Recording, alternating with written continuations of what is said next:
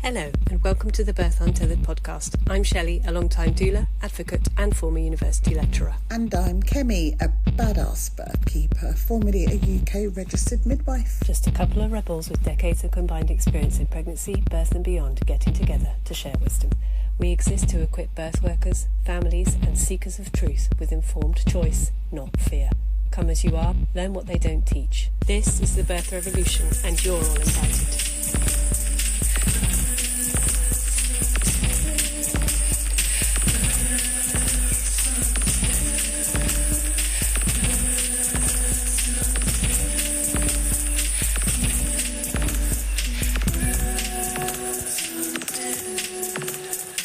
Hello everybody. Oh, I've gone all blurry. Oh, there we go.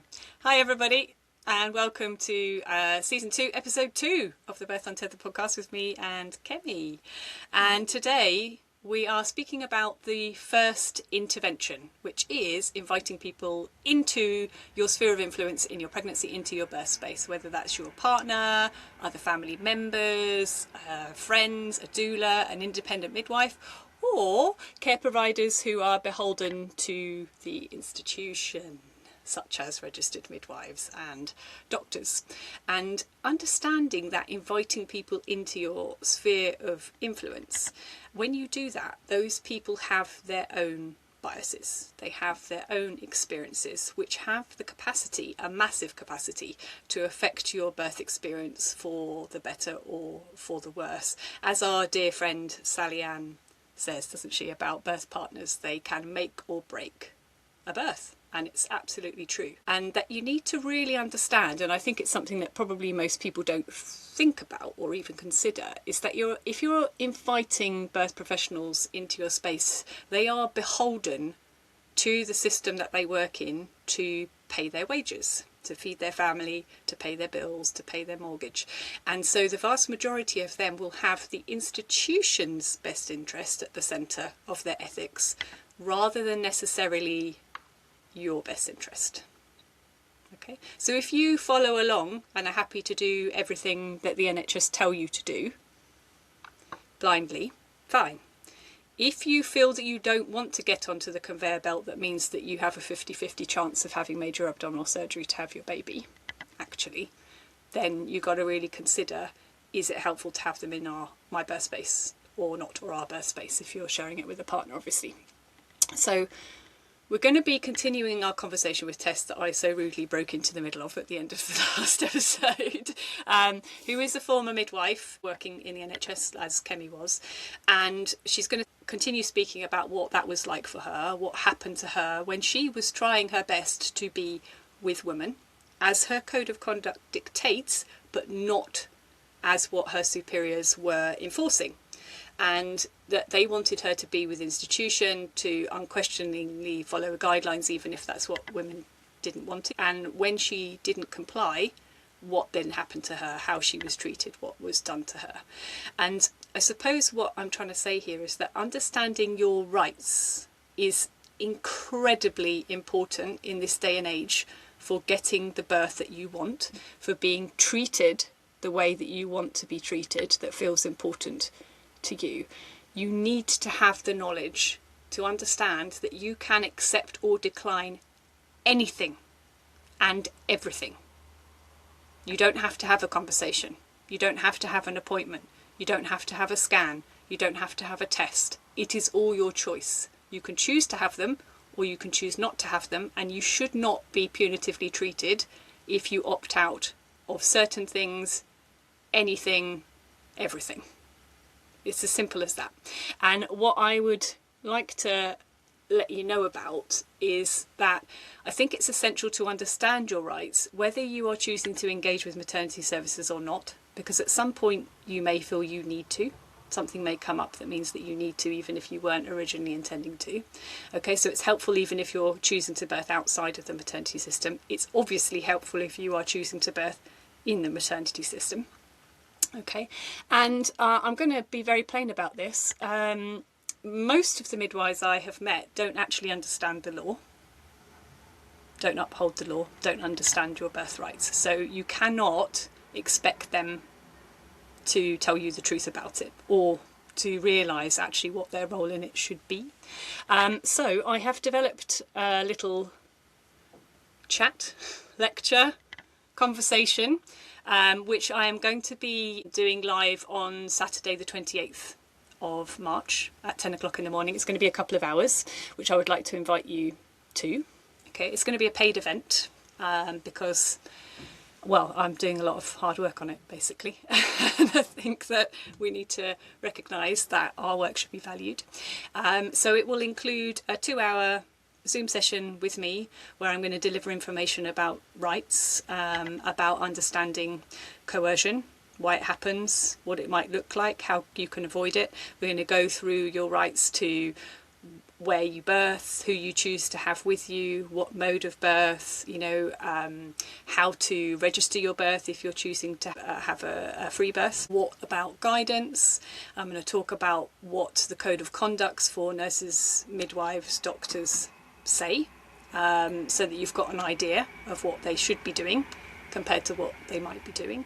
And there'll be a chance for questions at the end, and included with it will be a PDF which has all of the information for you to reference. So it's over 30 pages long, this lovely PDF I've made. So it's really helpful, and it's helpful for parents, anybody engaging with NHS services. It's helpful for doulas or birth keepers supporting people inside or outside of maternity services. And it's also helpful for midwives and doctors to understand actually what they should be doing to be practicing in accordance with human rights law and honestly their code of conduct, which is something that I have over the years not seen a lot of happening. So, and I understand this can be quite confronting, but I think it's in the current maternity climate, it feels really important for me to say that of the hundreds of births that I have supported, I can tell you that one of those births, the midwives and the doctors and the anaesthetists and the people involved respected the woman's bodily autonomy and supported her human rights at every step of the way. Every single other birth that I have attended where there have been registered professionals in attendance, human rights, their code of conduct have been breached in some way. Some more severe than others, but at every single other birth. So that's really not a very good ratio. I'm really sad to say it because I wish it wasn't the case, but I think that you really need to prepare yourselves for the reality of what you're going to face, not a kind of dream of everyone's going to listen to me and do what I feel is right for me in my own individual circumstances, because that's not what we're seeing. And I think it's getting worse. Over the years, it's definitely got worse, in my opinion. It's now really, really challenging. In fact, I've been challenging this week a completely unlawful denial of support for a woman where they have just said, we will not be providing you with midwifery care, which is against human rights law and against their code of conduct. They're basically trying to coerce her to do what they want her to do. And they don't even have evidence to show that what they want to do is safer. And that letter came from, I ought not to say the post of the person. Can I? I'm not saying who it is or where it is. No, I don't want to say who it is, but I want people to understand that came from the top of the maternity pecking order. Yes, it came from, the letter is said from the trust, and she was told by midwives that spoke to her that they would be speaking to the trust's lawyers. Yeah. Whether that's actually true is like a big question for me, because if they were speaking to lawyers, surely lawyers understand the law. So I think it's a scare tactic. It could be a scare tactic, but in actual fact, we know that their lawyers routinely, facilitate, co-sign the breaking of laws. So it's not that their lawyers are unaware of all the law breaking that's happening within the NHS, but it's very cleverly worded. Like, if you choose to birth alone without support, it's like, no, that's not her choice. Her choice is to have medical professionals present, and you are denying her that. That's right. That's why I think they have consulted the lawyers. Yeah, and that you should be birthing in an obstetric unit because your risk of something is 4 times greater than other people. Well, when you actually look at the data, it's not 4 times more likely to happen. Also, we need to use not a relative risk that sounds scary, but an absolute risk that is relevant to individual circumstances. So anyway, I helped them to piece together what they needed to send, the evidence to back up their very reasonable stance of wanting to be supported in a birth where there is active availability of that service in the trust. And just wanted to be incredibly clear that basically they are backing this person into a corner to say either you birth on the obstetric unit even though we know you don't want to do that, or you choose to birth alone.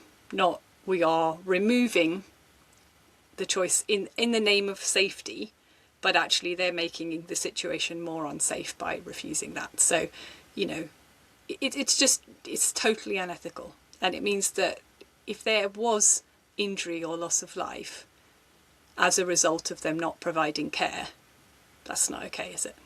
Really not okay. Yeah. So basically what I'm trying to say is you really need to understand your rights, because this kind of thing could happen to you, and it's happening on a massive scale to lots of people. So please invest in understanding your rights. Come to the session. The session will be recorded, okay, so if you can't make it live on the 28th of March on Saturday at 10 o'clock, don't worry, because there'll be recording, and everybody will get the PDF who signs up for that, and there'll be a link in the show notes how to sign up. So really hope to see you there, because you need to know. You need to know this stuff. You really, really, really, really need to know it. Okay. If we are thinking about inviting someone into our place, which is really what these first few episodes are about, I want you to understand that their presence in your space is going to affect your physiology, like we've spoken about in the first season. And even if you're in your thinking brain, your cognitive brain feels like you're going to be safer with medical professionals present, it's actually your instinctual brain in birth that is governing what's happening and what's working in your body. So if your instinctual brain is like, no, I don't think they are safer, even if cognitively you're thinking you're safer, okay, your labour will stop. It will slow down, it will stop, because your body's like, hell no, this person is not safe to have a baby around, okay? And in medical settings, that is a failure to progress. No, what that is failure of them to provide a safe environment, and absolutely your physiology functioning 100% brilliantly to say, I don't trust these people to birth my baby around, so it's not going to happen until I feel safe. Your body is working. It is working phenomenally well. Would you agree with that? Every word. So my favourite was your thinking. My favourite, well, not thinking, but was your finding your pace with the brain that you have right now at your moment of life, which we're not going to talk about it. Yeah. But whilst you're doing that, putting yourself together, right, I have noticed that when I used to work in an office environment, you would often be going into toilets which should have like a bank of 3 or bank of 4 of them, and at any time, whilst you go in there for your post-lunch toilet break, hint hint, at any time anyone could walk in and use another one of the stalls. So you'd think, oh right, yeah, I had quite a heavy lunch, I need to take a quick break, a 1-2 break. And you go and you get yourself all comfortable on the toilet seat, and you think, yeah, I've waited until the coast is clear. I've gone in, all 4 doors are open, which means I'm alone. I'm going to go in, and then you're all ready for splashdown. And then you hear the door open, and you know that somebody else is in there. I defy anyone to say that they don't hesitate to splash down. There's no one that doesn't have some kind of delay, if not hold it in altogether, if not your poo crawling back up into your rectum and staying there for a better time. We can't help it. It's an autonomic system. right? It's like trying to rush a poo in the morning before you leave for work. That also doesn't usually work. It comes when it comes. So please, understand when Shelley's talking about what your body will do when you feel that you're unsafe or being observed or under threat or given a time limit. Your body isn't going to play ball the way they want it. Your body's going to do whatever it needs to do to keep you safe. Yeah. So, and so you holding in a whole human isn't beyond the realms of possibility, because we all know that we can hold in a poo. So you can definitely, your most precious little one, your baby, your body could definitely find itself holding your baby in until you feel it's safe to bring your baby out. And that's what women are being asked to do time and time again. Go into this place of perfect strangers, a door that never locks, doctors that walk in with teams, bright lights, people putting your legs in a position where you can never bring your knees together to hide your vagina, which is out for all strangers to see. One of the things that I used to think about was, oh gosh, I don't remember, because my oxytocin was high. I don't remember who was in the room. I get an impression of them, but I don't remember what their faces look like. And I was giving birth in an area where I go shopping, and I was thinking, God, all of these people have seen my vag and my butthole, but I couldn't even recognise your face. It really undoes us. I don't think that was ever the ideal situation for birth. So I just want to say what Shelley's talking about.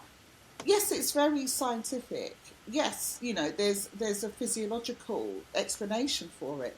But actually, we're all living the reality right now because we're very careful about what we let out of our bodies and where. And that if you try to force it out when it's not ready, you end up with trouble. It's very similar, a poo to a baby and what it does to your body. If you're trying to force out a poo before it's ready, you can give yourself hemorrhoids. Same with the baby. You're more likely to tear.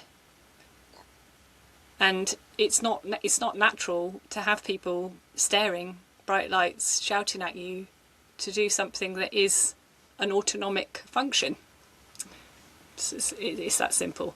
So it's so important to have people in your aura, in your vicinity, both in your pregnancy, so that you are not feeling stressed out by other people's energy and vibe unnecessarily, as well as in your birthing space. And in your birthing space, that's like the final straw to the whole of your pregnancy. If the whole of your pregnancy you've got people going, your body doesn't know what it's doing, we know better than you, ooh, your body's dangerous, it's going to harm your baby if it is actually just doing its normal physiological function. If that's what you're being drip fed the entire time, if you go to each appointment where you think that you are getting safety from that appointment, and we're going to talk more about that in the next episode, about the perceived safety of checkups and what actually the reality or not of that safety is in the next episode. Yeah, if you're being drip fed this all the time, it then affects how your physiology functions. You get performance anxiety. And if those same people are in your space worrying that it's not going to work, telling you it's not going to work, doubting your ability, doubting your amazing power, can you see how it becomes this kind of self-fulfilling prophecy? And this is what we're seeing. People are engaging with maternity services that are fearful of birth, that don't understand how to support physiology, don't understand how to sit quietly, cheer you on if you feel that that's helpful in whatever way feels comfortable or good for you. And that might be just holding your hand and squeezing back when you squeeze. It might be getting really close into your face and going, you have got this, I'm with you, I'm here, I'm witnessing how hard this is, but I know you can do it. Yeah, not screaming at you instructions, barking orders at you to push, or whatever other nonsense is going on as standard kind of care. It's just hideous. Like, these things are really important. So who you are inviting into your sphere of influence, you don't have to tell people what your plan is if you don't want to. You don't have to tell your family when your due date is. so that Aunt Nora isn't texting you at 39 weeks going, where's the baby? Is the baby here yet? Oh, you were looking fat last time I saw you. Are they not here yet? That's then giving you anxiety about your baby coming. Are they letting you go this long? Yeah. Have they not booked in your induction yet? Don't you have to go to have an induction? You know, all of this is seeping into your mind if you let it happen. So you've got to hold firm boundaries. And being pregnant, having a baby, it is a rite of passage. You are changing from being a maiden, if it's a first baby, to a mother. You are changing from just having responsibility for yourself to having responsibility for your child as well. And it helps you to form boundaries that are important for parenting.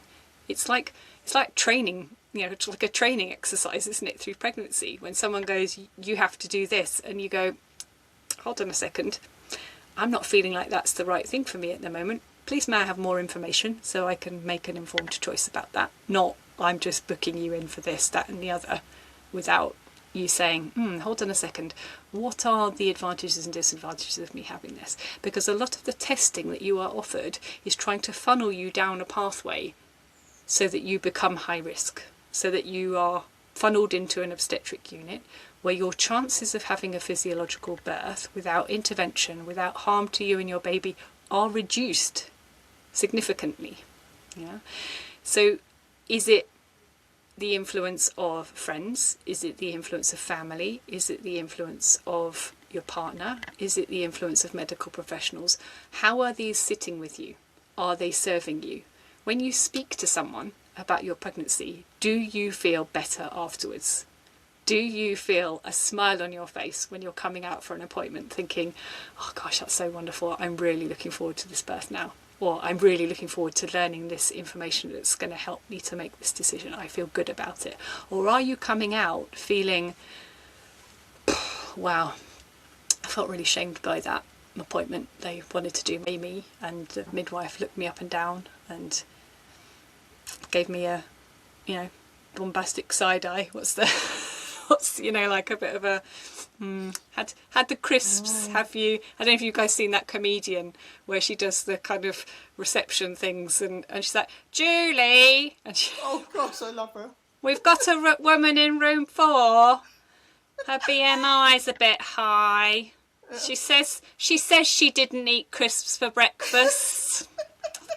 I think that's a crumb in her bag. Oh my gosh, that's her. Yeah. That's brilliant.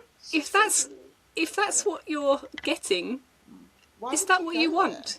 Do you want that? Yeah. And do you know that you can say no, I don't want that? And as you'll find out in the next episode, do you actually need it? Spoiler alert. Most of the things that are offered to you are not evidence-based to improve outcomes for you and your baby. Most of the things offered to you, if you want to do them to help you feel safer, you can do at home. And then if you have a concern, you can seek support. You don't have to keep offering yourself up to an institution whose record is not good for helping you achieve what you want to achieve. There, I said it. It's all your choice, and you've got to realise it.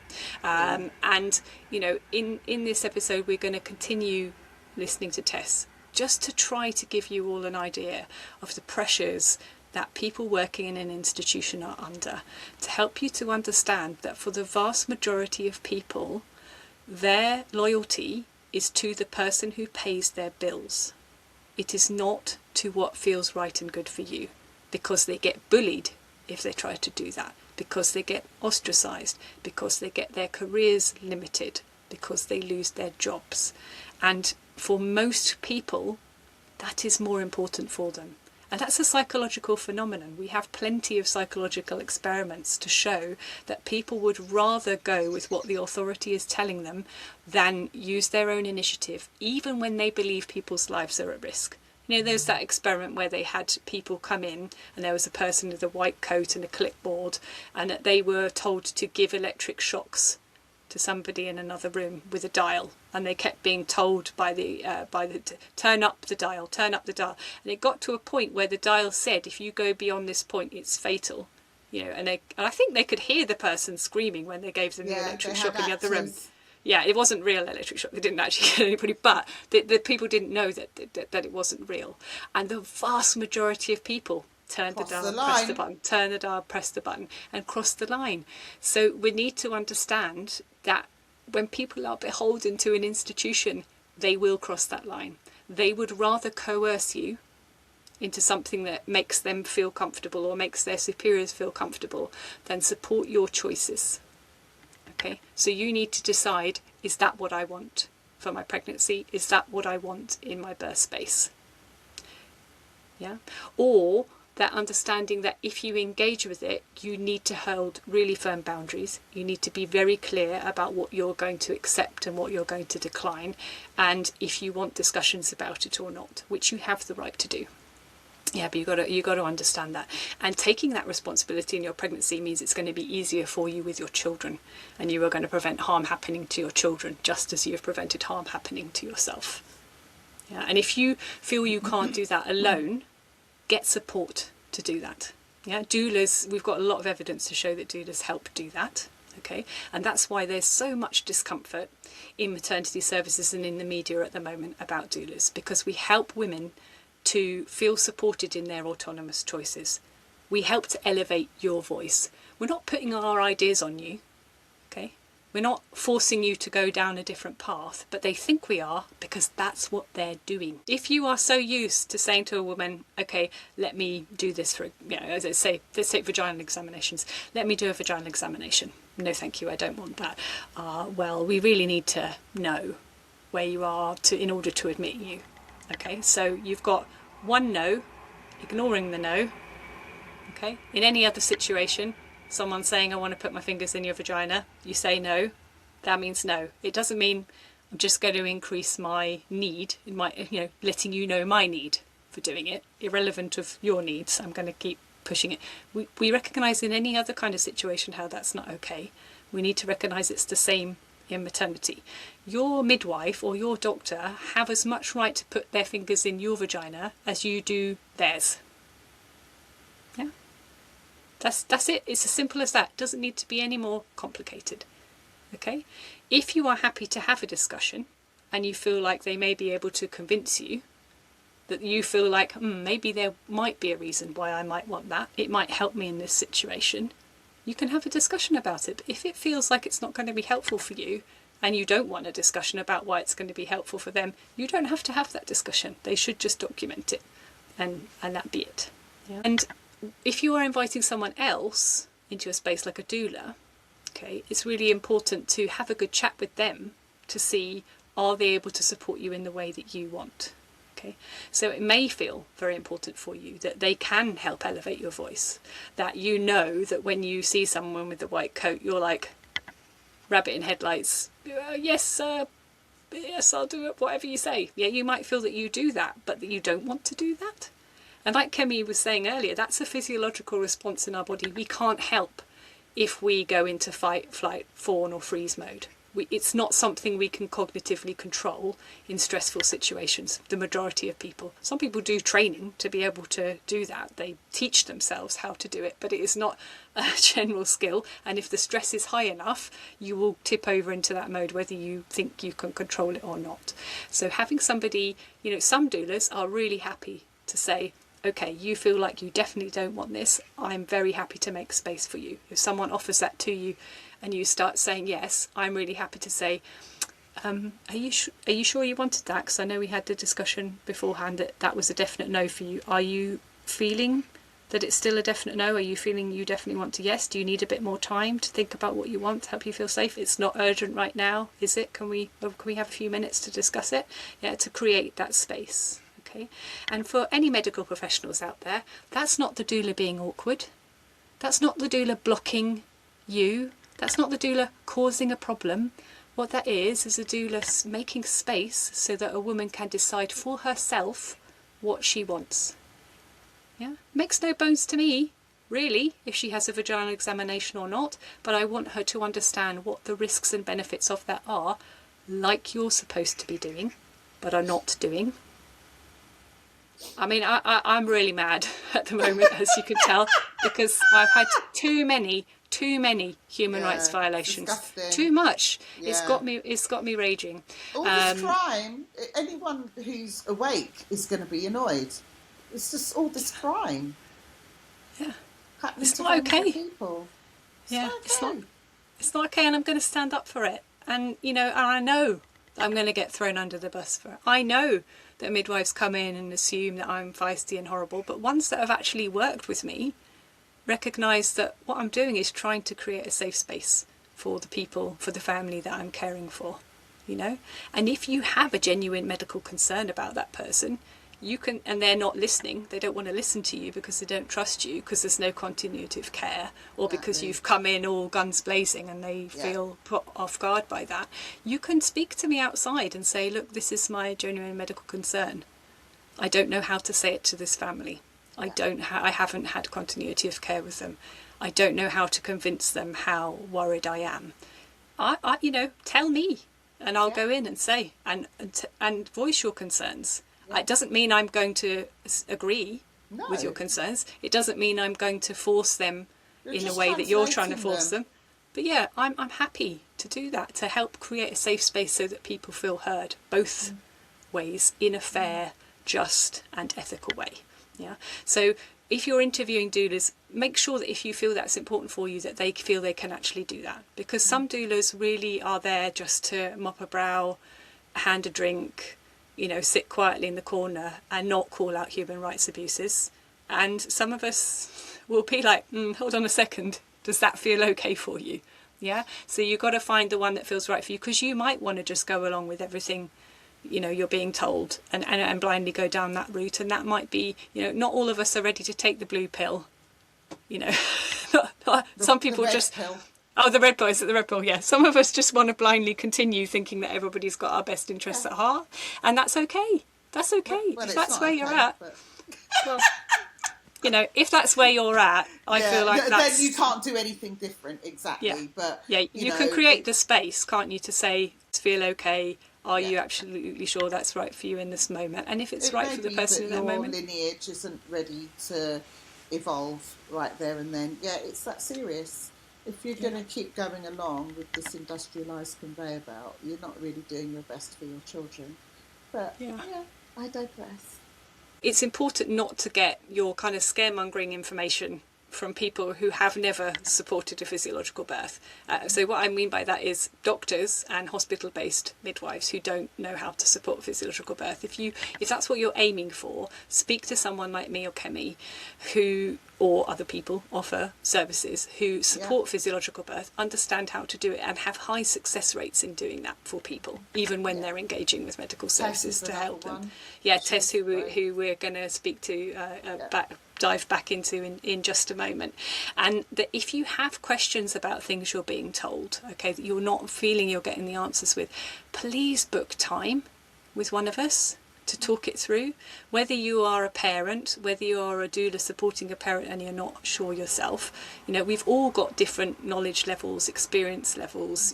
Some of us are real birth nerds and dive into research and understand the law and all that kind of thing. You speak to midwives too. Yeah. Midwives, we're there for you, because, no matter how you might be fronting as being an all-seeing expert, we know you're not. We know, those of us that are working around physiological birth, absolutely know. How can you be an expert in a system where you hardly see it? So please, also, don't hesitate to ask us. Yeah, what we want is for people to be untethered from fear, be untethered from institutionalised things that don't necessarily serve them, so that you can then make a free choice about what feels right for you. So it may be that what feels right for you is that you take all of the interventions, you take all the monitoring, you do, because that feels what's right for you in this moment. It may be that you step back from all of it. It may be that you never engage with it in the first place, and that's fine. whatever you want. It's about your life and how you want to live it and what feels good for you. And it can be incredibly helpful to have support along the way if you feel you need it. So reach out to us if you want that support. Come and join us for the lecture in March to understand your birthrights. And I think we'll dive back in to our conversation with Tess, because it's a really fantastic conversation. We'll hand over to us and Tess. There's so many things that Tess and I have been shown over the years. I concur with Tess. My midwifery training in the university, to be honest, I'd have preferred to have been apprenticed into midwifery, to be honest. And the whole time in uni, time on the ward floor is supposed to kind of be the best of both. I loved my time in uni. My lecturers were phenomenal, but every word they taught us was undone a full 180 degrees by the mentoring that I received in the noughties. So, you know, on labour and I think wards. it's worse now. Yeah, it is worse now. I was fortunate in my training, and I think that a lot of that came because of the experiences that I'd had in my pregnancy. So I went in with this real confidence in women's abilities to birth, and then I met some brilliant mentors. I'm not particularly great at writing stuff, and my mentor spotted that, and she said, "Do you know what, don't worry about that, that will come, go and be a midwife." And I was just left in these rooms being a midwife. I did have a really great people around me, and I was fortunate. I met the odd person, and I used to think, I mean, one of my things as a student that I used to always ask anybody that I met was, why did you become a midwife? That was like my go-to to see who I was wanted to work with, because if they said anything around finances, or it was just the next step, or it was just a career progression thing, nah, don't want to know you. But if they mentioned anything in it being about women, I was in there like a shot, because I became a midwife to give birth back to women. So that's who I wanted to surround myself with, and I did. Makes sense. But I think that historically, when we go back to the lie that really started about what made care safe, started with the medical establishment saying it was what they were doing was making care safe in the hospital, and absolutely it wasn't. What made maternity care safe and all medical care better was the Housing Act and the Water Act. That's right. Because the Housing Act meant that people weren't living on top of each other, so they weren't sharing bugs that didn't belong to their innate tribe. And the Water Act meant that they had lots of lovely, clear running water. Yeah. But that coincided with moving the birth from the home to the hospital.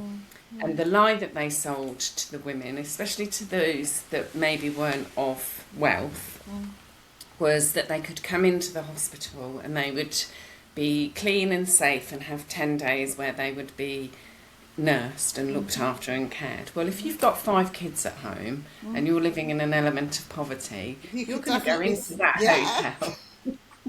I'd get pregnant just to go to the hotel. You're going to go. It was amazing. And it was, because they had respite from that was happening to their normal everyday life.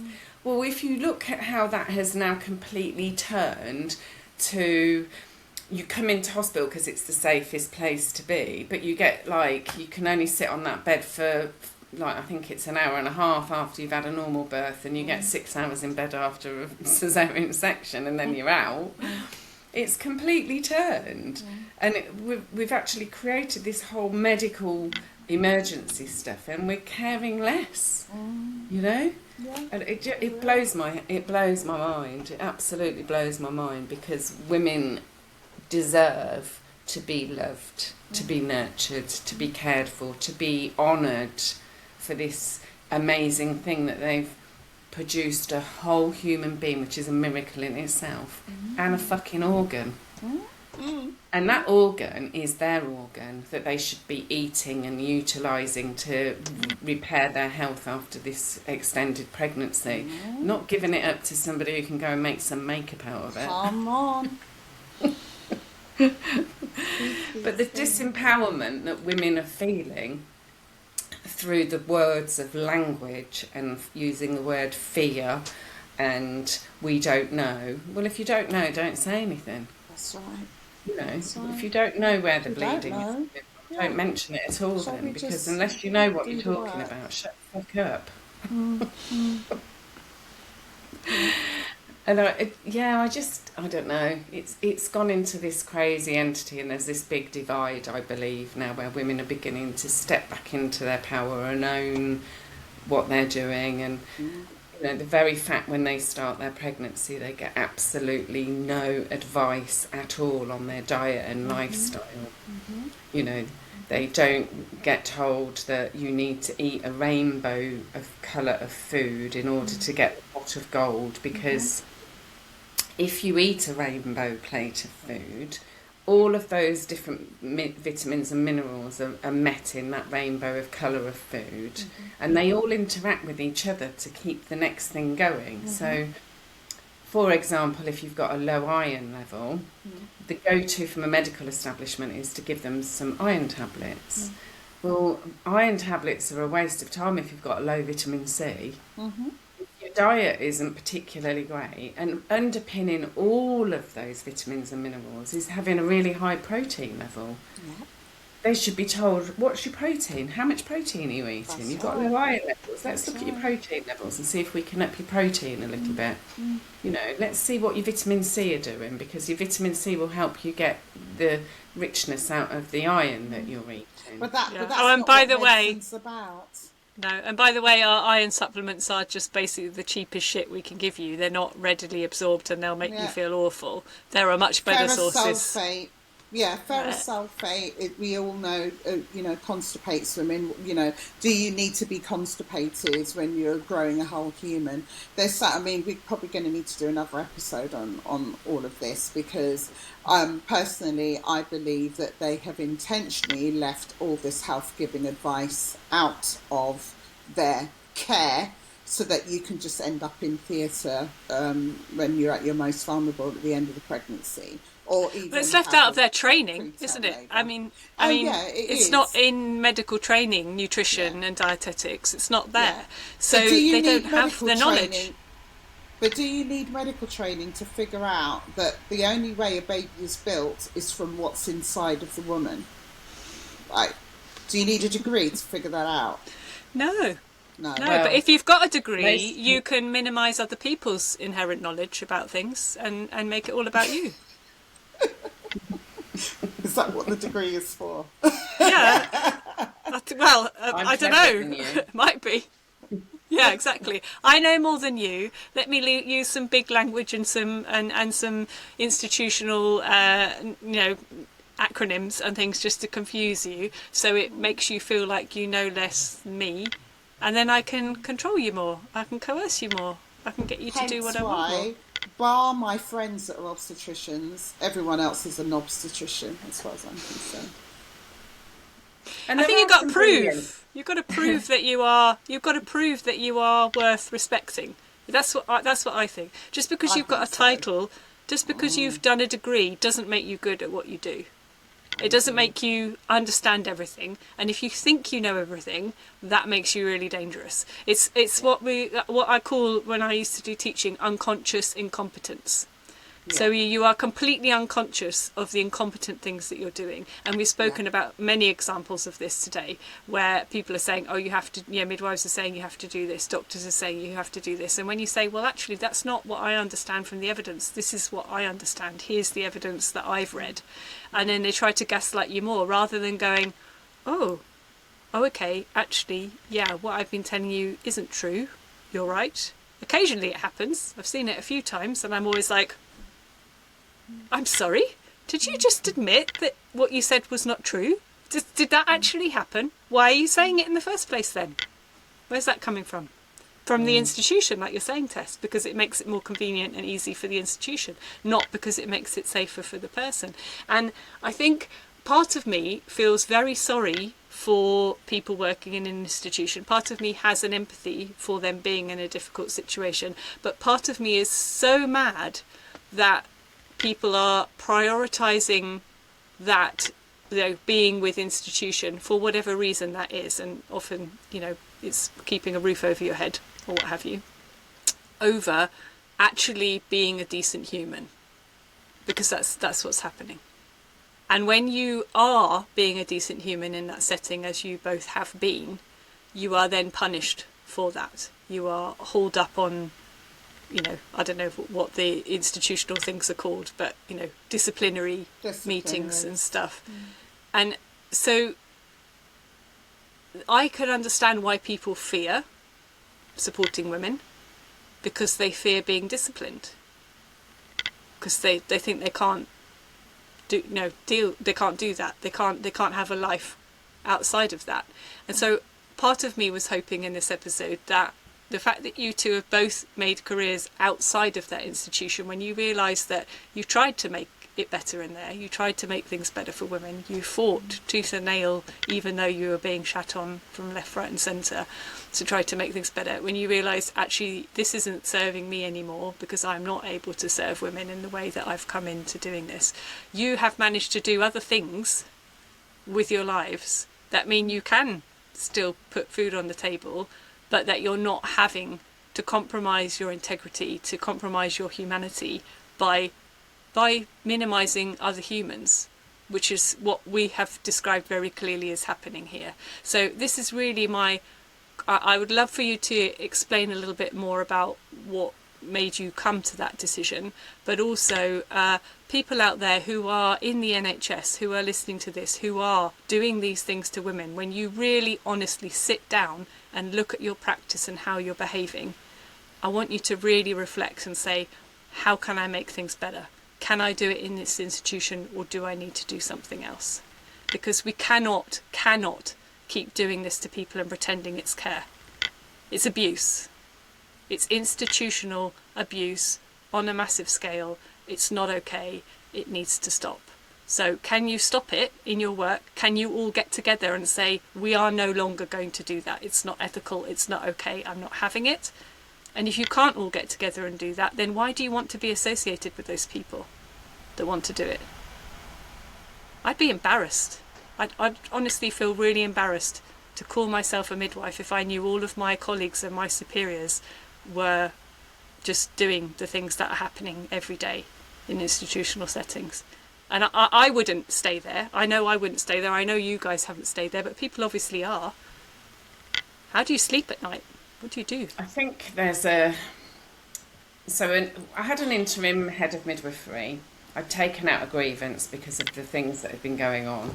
And I had challenged the head of midwifery in an organisation, and it escalated to boardroom level. It was quite a big kind of thing, because I felt that if I was being treated the way that I was being treated, defending the women that I was caring for, then there's something completely wrong in this system.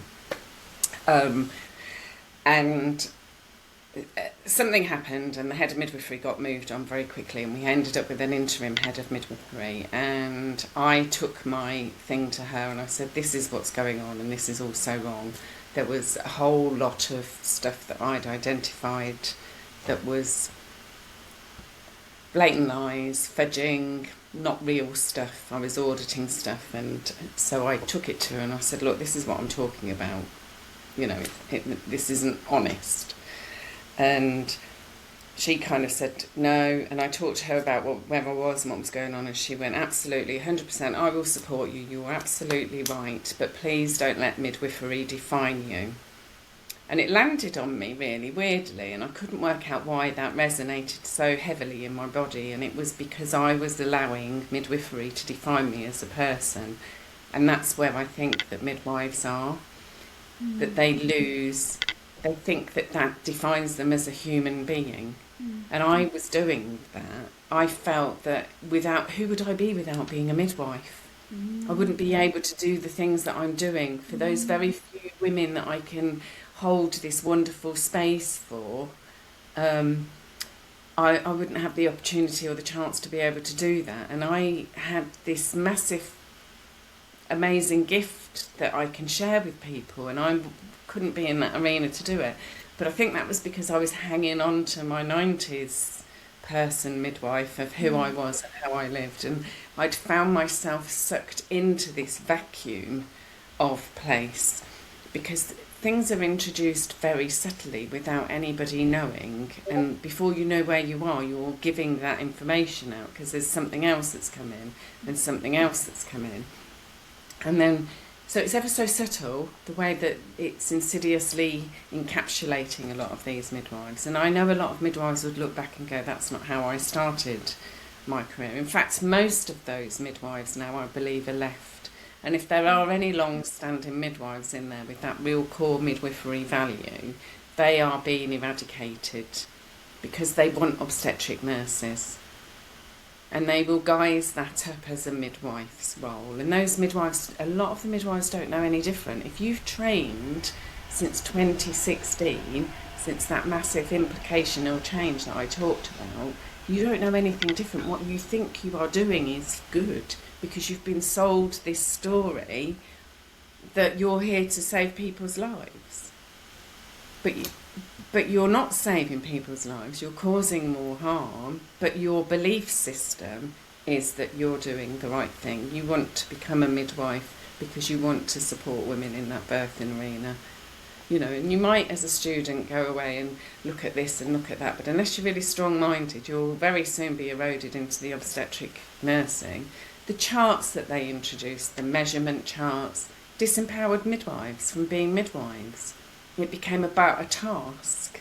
And the minute anything is task orientated, it's not about feeling. The meows chart, you know, a meows chart has absolutely eradicated looking at the woman in front of you and saying something doesn't feel right because she's ticking all the boxes and they're all saying everything's okay. Now, a meows chart is just like it measures the health and well-being. Yeah, temperature. Pulse, blah, blah. Yeah. And it will have like the uterus, involution, blood loss, urine output, and all sorts of things. But women will superly compensate, overcompensate on that. Yes. Overcompensate until they crash. Yeah. But she might be looking at you, and you're looking at her going, she doesn't look well. She really doesn't look well. This doesn't feel right. The chart says she's fine. Exactly. And I used to go in and I used to say to all the people in meetings, I have never in the whole of my career seen a piece of paper resuscitate anybody. No. Ever. And whilst I'm in here looking at this piece of paper that I'm ticking, I'm not looking at the woman in front of me. No. The introduction of computers in the room where they have to the digital ID instead of writing in the room or writing on a paper towel or whatever, it's now all computerised. And if you're a midwife of a certain age, you're not really au fait with computers. So you might be finger typing and your woman's fitting in the corner or in your case, Shelley, silently bleeding to death. Yeah. Because the midwife's too busy filling in her notes and not concentrating and being with the woman. Yeah, I had that in a teaching hospital. I was again with another refugee woman. I think it was 4 or 5 student midwives came in with their whoever was supervising them. Not a single one of them said hello to the woman or looked at her. They all had their backs to her, looking at the monitor. And she and I were just laughing to one another. Like I said, this is midwifery training here. They're with machine. They're with machine. They're with machine. And she and I were having a laugh about it. But because she had a sense of humour.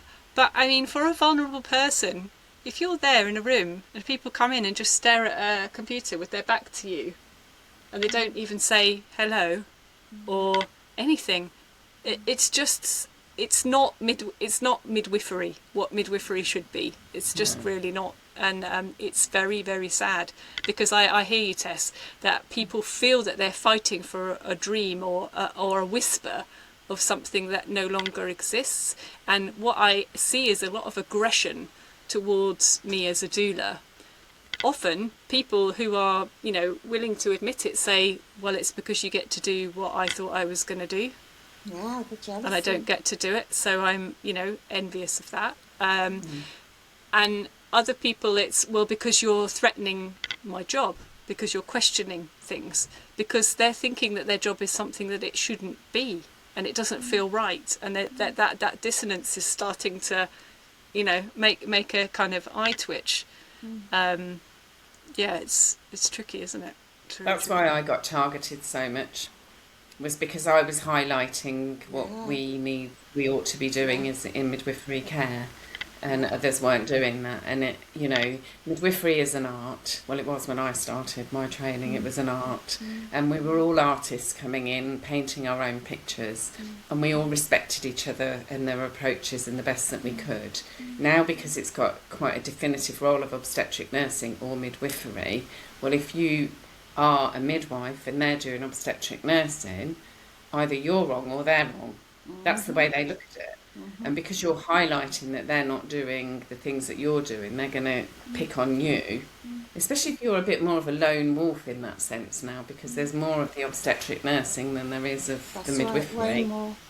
And so I was wholeheartedly, you know, targeted, and it's her. I got called really interesting names, the maverick midwife, she's dangerous. You know, actually I wasn't dangerous, because I was the one that was coming out with babies. I'll tell you of a beautiful, beautiful story that happened. There was a Bangladeshi woman who didn't speak very much English, and I came on duty, and I was early, and I got thrusted into this room. The coordinator said, "Can you go in that room? It's awful in there. We wait until 9 o'clock. We're going to try and get a section under the mental health act because we want to section this woman. She's declining a caesarean section. There's an abnormal CTG, thick meconium. She was 5 centimetres. She's absolutely, it's really difficult, and the whole atmosphere was awful." And so I walked into this room, and it was palpable. The dad and the auntie, so the woman was only a young girl, probably about 19. She had an arranged marriage, came over from Bangladesh, had got pregnant, had a miscarriage. So that had brought some element of shame around that sort of starting of her marital career pathway. And then she'd got pregnant again, and she'd gone into labour and was labouring, but there was thick meconium, so they put her on a monitor, and the CTG was abnormal, and they wanted to take her for a caesarean. There was no interpreter present. What? Unforgivable. It happens all the time. It happens all the time. Yeah. I'm going to tell you this now. It happens all the time, and they talk loudly and a bit more slowly and nod a lot to get women to say yes. And women are frightened to say, "I don't understand you," so they just nod and agree to things that they don't want. That's not informed consent. No. And the husband was interpreting, and at one point apparently the aunt had slapped the woman around the face because she wouldn't go to theatre. So you can imagine this whole scenario, can't you? And I look at this woman and I just see this tiny, scared, frightened woman crying on a bed, curled up. And I just sort of went, "Oh, okay," I had the hand over. And I said to Dad and the auntie, "Why don't you go and get some breakfast and have a rest? Because when they come in at 9 o'clock, we're going to be talking about where we're going to move forward. There's nothing you can do here. I'll stay with her and look after her." And so off they went. And I sat next to her, and I hummed, and I stroked her hair, and I hugged her, and I just kept giving her this love and reassurance. And she kind of unfolded, and then kind of got her to do some breathing with me, like big slow breaths, and we kind of got into this little rhythm of love and nurturing and breathing, and the CTG started to improve. The variability started to come down because the baby just needed a bit of oxygen. So we're there like this, and then I'm sort of on this rocking chair next to her, stroking her and loving her, and she gets up and sits on my lap. So we're just humming and, you know, nurturing, and I'm loving her, and she's, you know, and we're just sort of sitting there, and then all of a sudden she just goes, I'm like, shit, I'm stuck in this chair.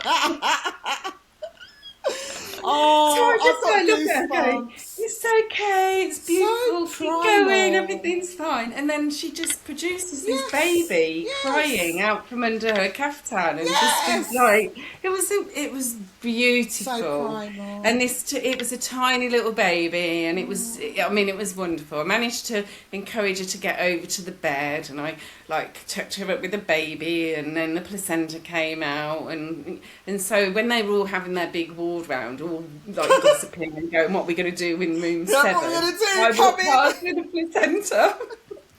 Everything's fine. I'm just going to come in and be a human Yeah. with these humans. Yeah. Just going to love That her. simple. That's all she needed was some oxygen, just some breathing and some loving, and to relax, and everything just took care of itself. Yeah.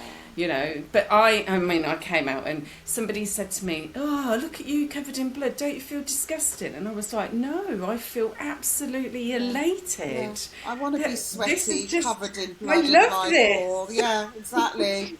I've earned my money. And that's what's missing. And I tried and cried and was heartbroken and broken inside that I wasn't able to be this loving energy. I got told off for putting loving care provided. I got pulled up saying you can't put that in the notes. And I went, in the end I would say things like, why don't you worry about what you write in the notes and I'll worry about what I write in the notes. That's right. Because I'm accountable for my written words. That's and all you're you are, exactly. Exactly.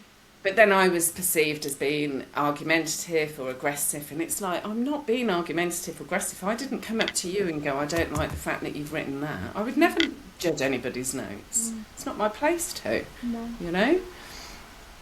But yeah, we just need love. We just need love. It really does move mountains. And as well, I've been quite abrupt up until very recently when people have said, I really feel a calling to be with a woman. I've been accepted onto this midwifery course, that midwifery course. I'm a first year midwife, I'm a second year midwife. And up until very recently, I've been like, oh God, you've got a calling, you need to leave that course. Because, currently they are training them to be obstetric nurses. You've got stupid Jeremy Hunt and all his cohort saying no, normal birth shouldn't be, we shouldn't be using the term normal birth, whatever. What would you say, Tess, if somebody who you knew had that true beautiful calling, the way you feel it, the way I feel it, the way Shelley feels it? She didn't go and do midwifery training, she did another type of training, but she feels it exactly the same as we do. What would you say to somebody now who's saying, I really, really want to serve women and I'm going to apply to this midwifery course to become a midwife? Don't do it. That would be it. So my daughter, who's recently turned 18, said to me, she's doing her A-levels, and she said, I really want to be a midwife, Mum.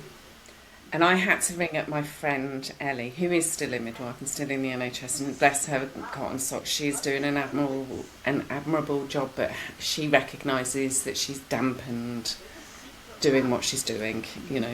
She would love to be able to leave, but she has this, bills and things to pay, and she's worried about that. And I get it. I was in that place. I was in that place for many years, kept trying and fighting and allowing that label to define me.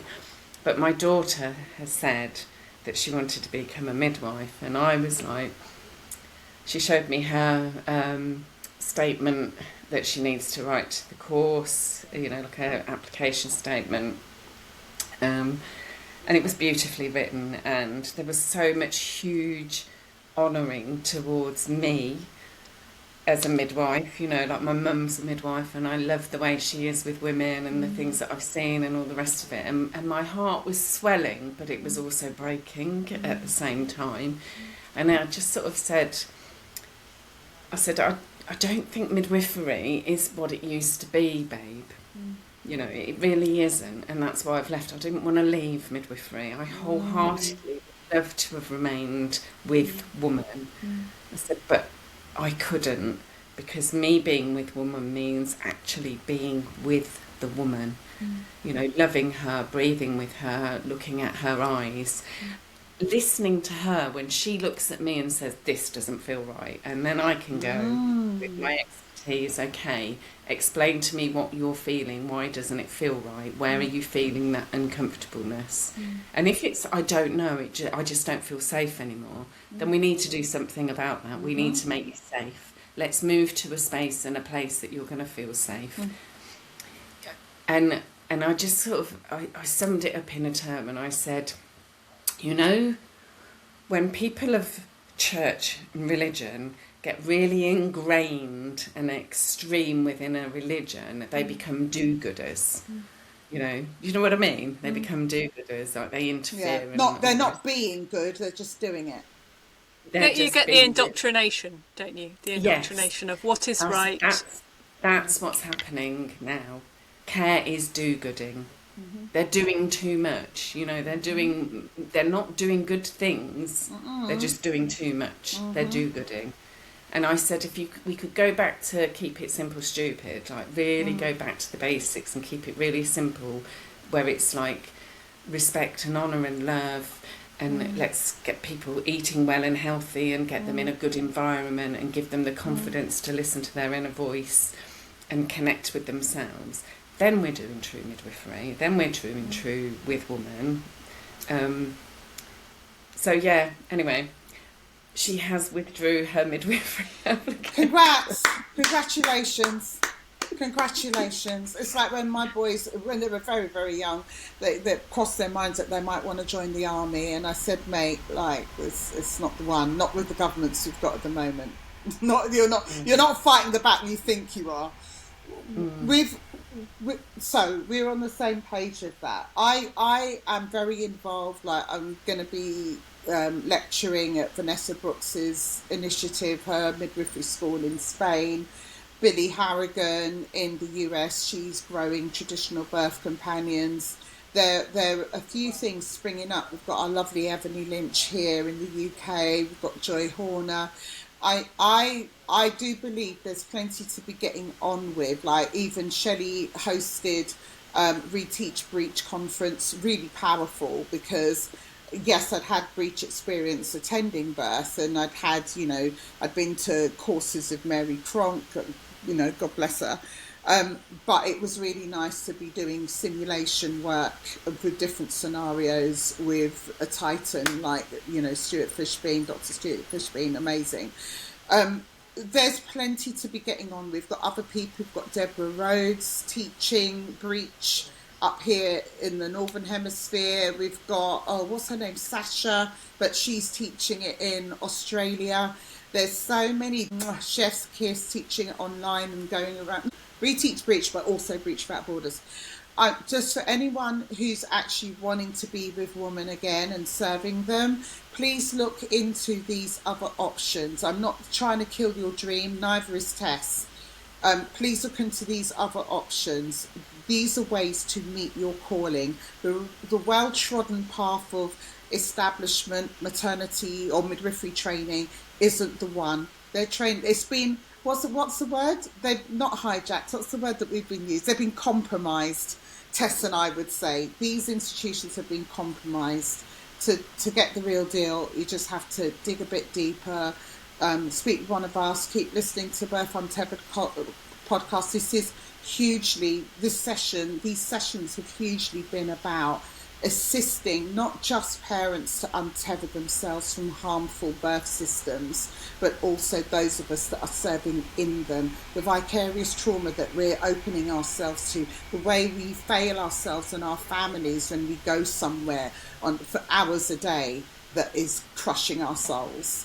We can all do better on both sides of this conversation. Yeah, when I meet women who really have stepped into themselves and, they look at their diet and they look at their lifestyle and they prepare for this journey that they're going on with a wholeheartedness. I celebrate that, and I feel, what an amazing journey you guys are going on. I meet women who are, having the free service of the NHS is what they think is the right thing for them to be doing. It's almost like they're not taking any responsibility for that journey for themselves, that they're handing all their sovereignty over to an entity that is a profitable business now. Most people don't actually understand that the NHS is a corporate. It's got a DUNS number, like any other business has got a DUNS number now. You know, it wasn't meant to be like that. You know, when it was brought in, we saw it as a revolutionary thing to be there for the servant of people. And unfortunately, it's not in that space and place anymore. It's a political pawn, as we know. You know, and we have just become those political pawns within it, us women. You know, women don't need to be minimalised. Women need to be celebrated. We are fucking awesome. You know, we are absolutely fucking awesome. We are the only people I know that can get pregnant, produce a whole baby and a new organ, give birth to that and still go to work, cook, clean, iron, wash, do all of those things and multitask, breastfeed, and carry on nurturing this child. Like, wow. Yeah. I see, you know, obviously I also see men as divine. You know, I produced a couple of them that are absolutely awesome. But I also, you know, I think the divinity of women has been minimalised, and yeah, I'm really glad that there are conversations like this happening, which are reminding ourselves and each other of what we're really about. So when you've got somebody with a midwifery calling who allows themselves to go to work for the whole day and be woken up at night and then go and poorly serve a woman to a point where the woman and the baby, there's the demise of the woman and the baby, we have, that should be really the massive wake-up call that we all need. And that happened in 2025. It happens more, but that's the one that was in the papers towards the end of 2025. It is time for us to heed the calling. Yeah, for sure. Yeah. And we need to recognise that this calling to be with women, this calling to feel that you want to be a midwife, just like Kemi was saying about their sons thinking they wanted to be in the army, they wanted to fight for good. I think it's very clear when you look at the data that is the good is not what is being provided in the NHS. When you go in, the vast majority of people go in wanting to have a natural vaginal birth, and 50% of them are coming out having had major abdominal surgery. It's not serving the good. So you need to untether yourselves from the idea that it is serving the good. We've got people here who have worked in the NHS telling you it is no longer serving the good. You need to do something different. You need to wake up. Use the things in the NHS that are helpful. Use the things that do improve outcomes, but recognise that a lot of it does not, and you have got to take responsibility for your own health, for your baby's health, in order to have the outcome that you want to have. You've got to learn, because it's not going to be handed to you on a plate like it was at school. I know that the government would like you to think that everything is handed to you and you're told what to do and you listen to everything that you're told to do by an outside authority. But actually you've got to think, does that serve me? Is that going to make me safer?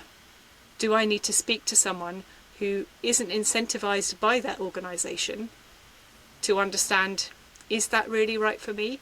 And Tess, Kemi and I all offer calls to speak with us.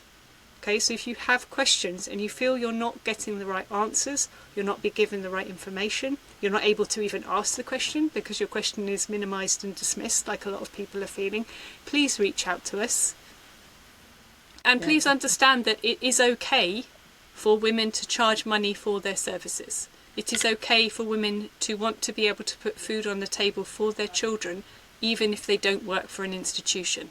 And these women have decided not to work for that institution on moral grounds, because the institution was making them do things that were amoral, were not okay, were abusive, were, as we've talked about, those list of things, routinely asked to coercively control women for years, and they said no. No, I'm not going to do that. And I am going to take the uncertainty of becoming self-employed and offering my services to people that want it, the people that want to step outside of that coercion. So come step outside of the coercion, Come and be untethered with us. Thank you very much, Tess, for coming to speak with us today. Kemi, obviously, thank you for your time always. I mean, gosh, what a chat we've all had. And everybody, we look forward to seeing you on our next episode. There'll be details in the show notes. I won't make Tess read out all her things. I'll put in the show notes how you can get in touch with her if you'd like to spend some time with her.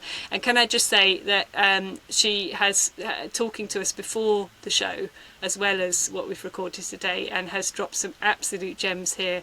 That safeguarding midwife thing was just I really love it when people play institutions at their own game. It gives me a guilty sense peculiar of just joy.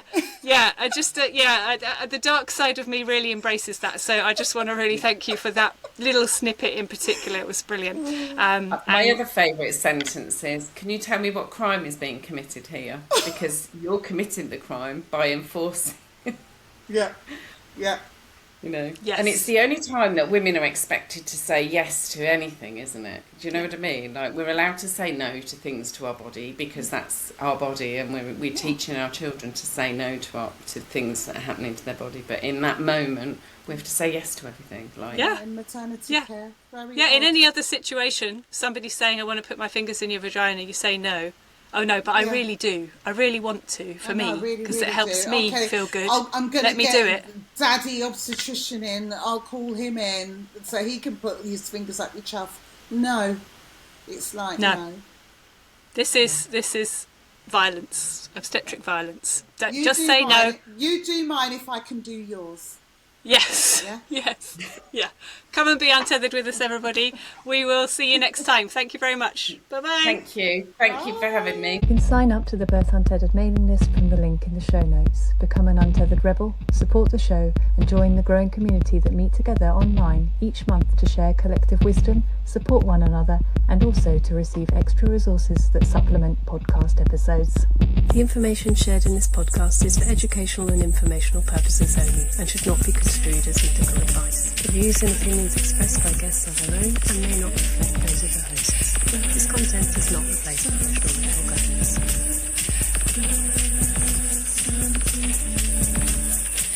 guidance.